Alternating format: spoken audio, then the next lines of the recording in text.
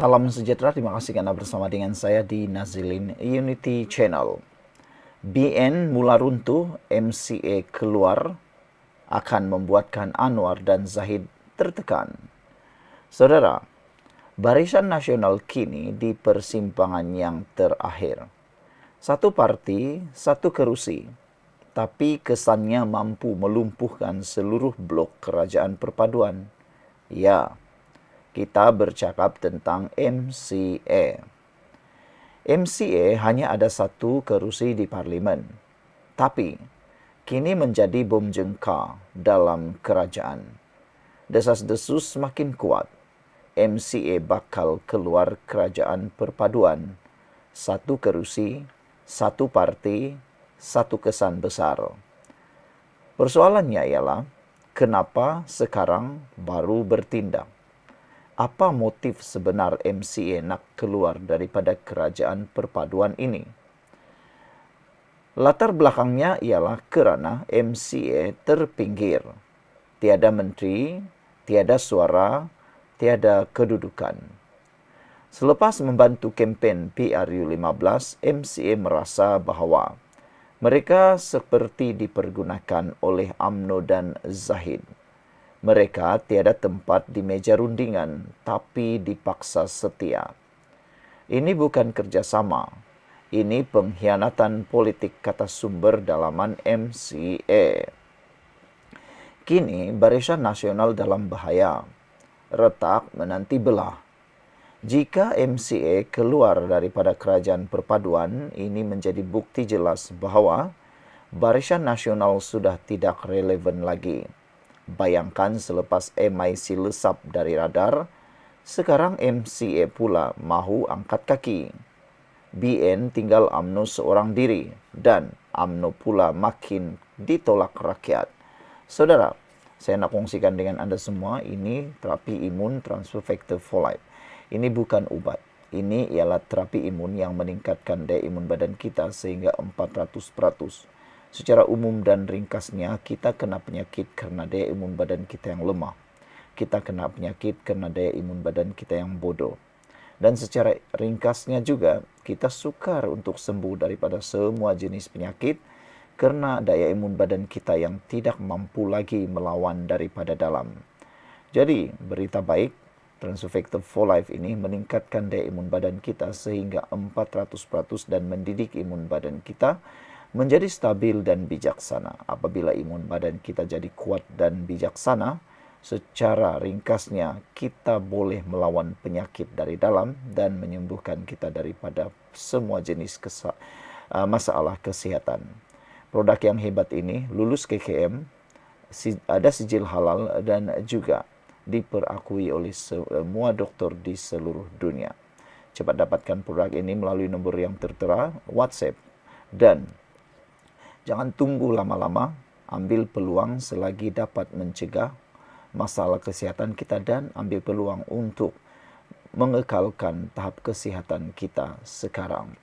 Saudara-saudara sekalian, kesan dasar Pakatan Harapan UMNO makin tercabar jika MCA keluar dari kerajaan. Anwar Ibrahim dan Zahid Hamidi kini kehilangan satu lagi tiang sokongan. Ya, dari segi angka mungkin kecil, satu kerusi saja. Tapi dari segi persepsi pula sangat besar. Ini tanda kerajaan perpaduan semakin rapuh. PN pasti akan gunakan isu ini. Kerajaan tak stabil, rakyat patut tukar. Itu antara naratif yang mungkin akan digunakan oleh Perikatan Nasional. Naratif ini pula sangat bahaya jika tidak dijawab segera. Undi Cina terlepas ke tangan DAP. Jika MCA keluar, masyarakat Cina akan lebih yakin kepada DAP. Barisan Nasional akan hilang sepenuhnya akses kepada pengundi Cina. Nak bertanding di bandar, lupakan. BN akan jadi parti yang terperangkap di kawasan luar bandar. Itu pun belum tentu selamat. Kini MCA jadi ejen atau free agent. Kalau MCA bebas, ke mana mereka akan pergi? Pertama, mungkinkah mereka akan bersama bersatu itu mustahil. Bersama dengan DAP pun tidak logik. Jadi, pembangkang Solo mungkin bergerak secara bebas. Tapi yang paling bahaya, MCA mula menyerang kerajaan dari luar. Setiap kritikan mereka akan jadi peluru hidup yang boleh digunakan oleh Perikatan Nasional PN. Implikasinya kepada Zahid Hamidi ini ialah tamparan hebat kepada Zahid. Sebagai pengerusi Barisan Nasional dan timbalan Perdana Menteri, kehilangan MCA adalah isyarat bahawa beliau gagal kawal rumah sendiri. UMNO di bawahnya sudah parah. Kini Barisan Nasional pula mula longgar dan bocor. PRU 16 nanti kalau Zahid masih ditampuk kuasa, BN mungkin dihapuskan dari peta politik nasional. Kerajaan perpaduan tidak lagi perpaduan. Jika MCA keluar, naratif kerajaan perpaduan akan mula dipersoal. Tiada wakil Cina selain DAP. Tiada lagi unsur BN dalam pelbagai kaum. Kerajaan akan dilihat dikuasai satu arah tanpa representasi inklusif. Ini akan beri bola tanggung kepada pembangkang untuk memainkan isu perkauman dan dominasi. Sebagai penutupnya, saudara-saudara, politik Malaysia di titik yang genting. Ini bukan sekadar MCA keluar. Ini petanda kematian perlahan Barisan Nasional. Dan jika tidak ditangani segera, akan mengheret kerajaan perpaduan ke dalam pusaran krisis keyakinan. Satu kerusi, satu keputusan. Tapi impaknya boleh goncangkan Putrajaya. Akhir kata, MCA bakal keluar, BN bakal terkubur, kerajaan perpaduan makin lemah. Apa pandangan korang?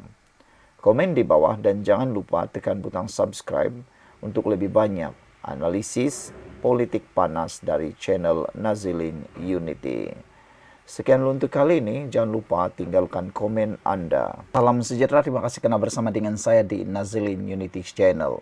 Semalam keluar di dalam media sosial, T menggesa MCA segera keluar daripada kerajaan perpaduan. Walau bagaimanapun, ini satu petanda yang luar biasa. Saudara, apabila MCA keluar kerajaan, ini satu petanda bahawa Barisan Nasional diambang perpecahan. Tiada sebenarnya kesan besar kepada Anwar Ibrahim, kerajaan perpaduan. Meskipun MCA menarik sokongan daripada kerajaan kerana MCA seperti yang kita tahu hanya memiliki satu kerusi parlimen. Jadi, macam mana sekalipun mereka gegak gempita bising di sana-sini, mereka tidak mampu melakukan apa-apa kerana mereka hanya memiliki satu kerusi parlimen melukut di tepi gantang. Walau bagaimanapun, yang mendapat tamparan hebat sebenarnya ialah Barisan Nasional yang boleh dilihat di ambang perpecahan. Adakah ini penghujung jalan untuk Barisan Nasional? Satu kerusi kecil, tapi satu tindakan besar. MCA dikatakan mahu berundur dari kerajaan perpaduan. Tapi, kesannya apa? Lebih besar daripada yang ramai sangka. Ini bukan sekadar angka, ini tentang krisis kepercayaan, keretakan dalaman dan mungkin kehancuran Barisan Nasional itu sendiri. Sebelum kita teruskan ulasan kali ini, jangan lupa ini ialah transfer factor for life. Ini bukan ubat, ini ialah terapi imun yang meningkatkan daya imun badan kita sehingga 400%. Secara umum dan ringkasnya, kita kena penyakit kerana imun badan kita yang lemah. Kita mudah kena penyakit kerana imun badan kita yang lemah. Dan kita sukar sembuh daripada semua jenis penyakit kerana imun badan kita yang lemah dan bodoh. Dengan peningkatan daya imun badan 400%, kita mempunyai imun badan yang kuat, tentera dalaman yang kuat untuk melawan penyakit daripada dalam. Jadi itulah transfer factor, meningkatkan imun badan sehingga 400% dan membolehkan imun badan, tentera badan di dalam badan kita melawan penyakit untuk kita pulih seperti sedia kala. Cepat dapatkan produk yang lulus KKM, halal dan diperakui oleh doktor-doktor di seluruh dunia ini. Jangan tunggu lama-lama, ambil tindakan sekarang bagi mencegah. Mencegah lebih baik daripada merawat, jangan tunggu sampai sudah melarat. Baiklah saudara-saudara sekalian, fakta pertama, MCA kini tinggal satu kerusi sahaja di parlimen, yaitu di air hitam dimiliki oleh Datu Sri Wee Ka Siong. Dalam PRU 15, MCA kalah teruk. Dari dulu 7 hingga 8 kerusi, kini tinggal satu sahaja. Tapi kenapa sekarang timbul desas-desus mereka mahu keluar kerajaan? Sumber dalaman mendakwa MCA tidak puas hati dengan layanan dalam kerajaan sekarang. Tiada tempat dalam kabinet. Suara MCA seolah-olah dipinggirkan.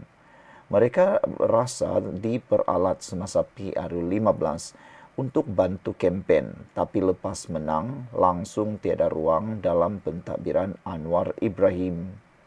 Kalau MCA keluar kerajaan, apa yang bakal berlaku? Ramai fikir, alah, satu kerusi saja pun. Mungkin anda pun terfikir begitu. Satu kerusi saja pun tak akan membawa apa-apa kesan. Takkanlah nak takut sangat. Memang tepat jangkaan dan telahan anda. Satu kerusi sahaja tidak membuat kesan kepada pentadbiran Anwar Ibrahim. Tetapi ini bukan soal angka. Ini soal simbolik, imej dan kestabilan. Kesan nombor 1. Ini adalah isyarat jelas Barisan Nasional sudah retak dari dalam. MCA keluar membawa makna BN sudah tidak bersatu. UMNO pun tengah krisis keyakinan. MIC makin diam. PBRS hanya sekadar sokongan kecil. Sekali MCA keluar, imej Barisan Nasional akan jatuh menjunam.